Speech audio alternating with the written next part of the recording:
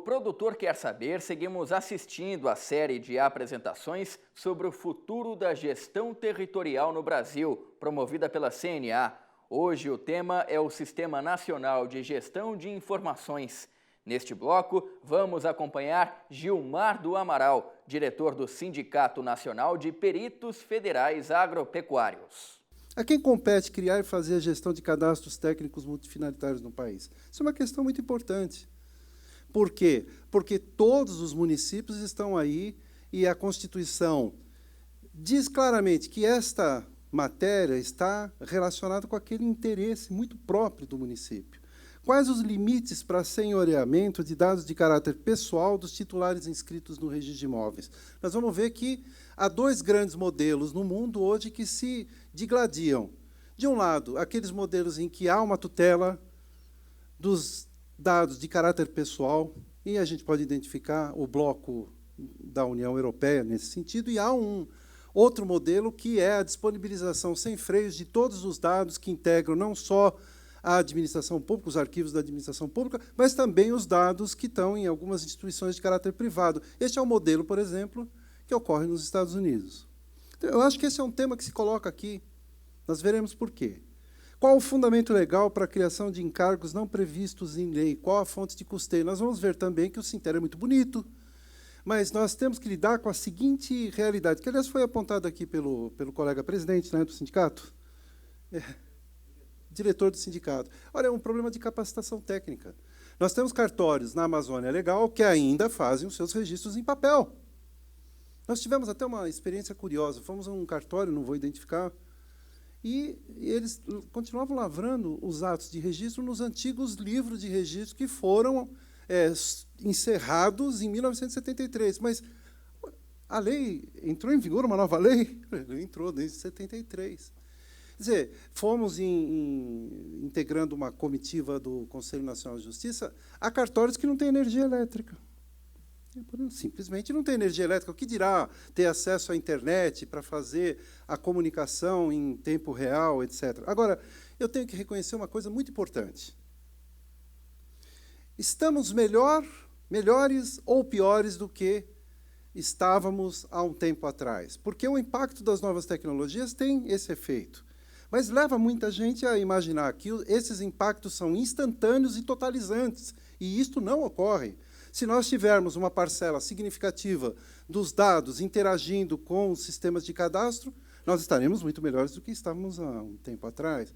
Então, não, o ótimo, nesse caso, é inimigo do bom. Então, mas este é um tema que a gente vai ter que enfrentar. Como é que vamos capacitar tecnologicamente esses pequenos cartórios para que possam interagir com o cadastro?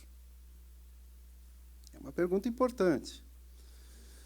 Bem, a Lei 11.977 é o marco definidor dessas relações. Por quê? Esta lei criou, no bojo da regularização fundiária, o chamado Sistema de Registro de Imóveis Eletrônico, que é uma necessidade de caráter nacional. Indiscutivelmente, os cartórios têm que se adequar tecnologicamente para dar respostas às demandas que vêm da sociedade, no sentido de que o serviço seja universalizado, que seja de um custo módico, que haja uma disponibilidade de informações. Ninguém quer peregrinar de cartório em cartório para obter uma informação, como o colega aqui, o diretor, falou.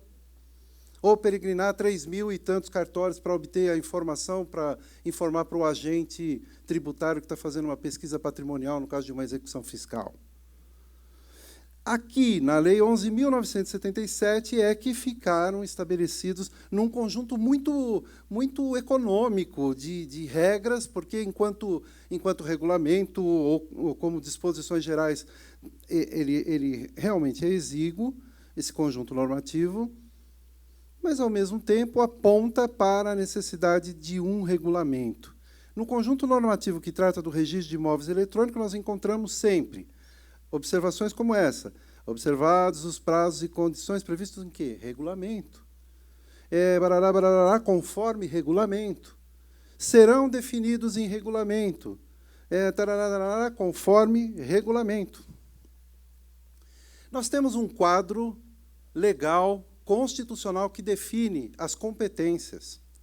Em regra geral, evidentemente que compete ao chefe do Poder Executivo regulamentar leis federais, mas não quando digam respeito a aspectos internos de cada um dos poderes. Nós temos atos normativos dentro, por exemplo, do Senado Federal, do Congresso Nacional. Nós temos atos normativos regulamentares. Assim como nós temos centenas de atos normativos baixados pelo Conselho Nacional de Justiça, dispondo sobre aspectos procedimentais internos de funcionamento daqueles órgãos que integram o poder. Até aqui, até neste momento, nós vimos trabalhando com a ideia de que, em virtude da emenda constitucional 45, especialmente do artigo 103b, competiria, nós estamos entendendo assim, ao Poder Judiciário regulamentar as próprias atividades. Está lá no regimento interno do Conselho Nacional de Justiça que, até que advenha a lei orgânica da magistratura, é tida e havido como um ato normativo. Ao Judiciário, e o Supremo já decidiu isso, o ordenamento reconhece o poder de baixar atos normativos. E isso tem sido feito pelo CNJ. Então, nós temos aí dezenas e dezenas de exemplos. Por exemplo, as escrituras de separação, divórcio, era necessário harmonizar em todo o território nacional os procedimentos relativos à escritura pública, né? Em boa hora, o CNJ regulamentou. Nós temos outros exemplos. Basta abrir aí o Código de Processo Civil, que foi recentemente posto em vigor, nós veremos que lá, nos termos, né, no âmbito de suas atribuições e competências, caberá ao Poder Judiciário organizar a infraestrutura eletrônica de relacionamento entre seus órgãos. Nós já sabemos que a atividade notarial e registral integra como órgão, um órgão atípico, é verdade, mas integra como órgão o sistema do Poder Judiciário brasileiro. A própria lei de execução fiscal, o Código Tributário Nacional, fala de uma interação de acordo com normas baixadas pelo Judiciário. Isso tem acontecido. O Daniel me perguntou quantas demandas eu recebo lá no cartório. Milhares, mas eu nem toco nessas demandas, porque tudo é feito eletronicamente. Aqui, no Estado de São Paulo, lá no Estado de São Paulo, nós já temos um ato normativo que regulamenta esses artigos da Lei 11.977. Agora, se a gente está falando dos registros públicos, tem toda uma definição, uma estereotipação de poderes, de competências, etc., que é importante conhecer, para que o projeto do Sinter não sofra um ataque de inconstitucionalidade, de excesso regulamentar. Mas também temos que verificar que o artigo 30 da Constituição diz que compete aos municípios legislar sobre assuntos de interesse local, promover adequado ordenamento territorial mediante planejamento e controle do uso, do parcelamento, ocupação do solo urbano. Cadastro é atribuição do município ou não é? Ou é uma atribuição concorrente? Ou cabe a vários órgãos, como aqui ficou dito, que estão interagindo com certa dificuldade, porque não existe exatamente um código subjacente a toda essa linguagem que é utilizada pelos diversos órgãos do governo. Não há. E a tentativa heróica, e há de se reconhecer o valoroso trabalho que está sendo feito, é no sentido de harmonizar essa babel informativa que existe nos vários órgãos.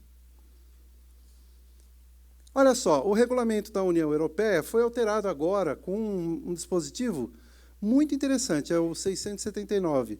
Lá diz que se amplia e também atualiza as medidas da Diretiva de 95, que tratava do sigilo, da proteção de dados de caráter pessoal. Aí, a partir de agora, os dados pessoais podem ser utilizados. Nós veremos aqui que há um conjunto regulamentar baixado aí pelo Executivo, que trata dos dados que podem ser utilizados para todos os efeitos dos interesses da administração pública. Lá na União Europeia, exige-se um consentimento inequívoco. Tem que ser inequívoco, não pode ser tácito. O cara não pode dizer, olha, eu não manifestei, então pode usar meus dados de caráter pessoal. Não, porque como os dados de caráter pessoal podem representar um ativo, e hoje informação é um ativo econômico fabuloso. Então, se alguém está usando um dado de caráter pessoal para uma outra atividade, e mais ainda, se obtém um tipo de vantagem econômica com essa utilização, eu que sou o proprietário dos dados de caráter pessoal e particular, tenho direito a participar desse produto econômico. É assim que está se organizando toda a estrutura de proteção de dados de caráter pessoal lá na União Europeia. Nós temos também o direito ao esquecimento, temos também a portabilidade dos dados, está sendo definido quais são os padrões de portabilidade desses dados. E cria-se também um delegado de proteção aos dados de caráter pessoal. Agora, tem esse decreto 8777, que nós temos que fazer uma coordenação entre eles. Por quê? Porque fala lá que pode haver a publicação dos dados contidos nas bases do governo. Não está dizendo quais são e quais não são utilizáveis, até porque a ideia é a seguinte, é aquilo que não é proibido por lei, está, né, efetivamente permitido. Então, no contexto desse decreto, só está proibido a disseminação da informação relativa ao sigilo bancário e aqueles que a lei protege como dados que devam ficar protegidos mesmo. A publicidade é um preceito e o sigilo é uma exceção. E depois também está se prevendo, esses decretos todos foram baseados em um padrão norte-americano. Está se prevendo um tratamento de informações em mecanismo de Big Data, em que se extraem informações relevantes e que são valiosas para, inclusive, atividades públicas e privadas. O decreto, inclusive, alude a essas questões.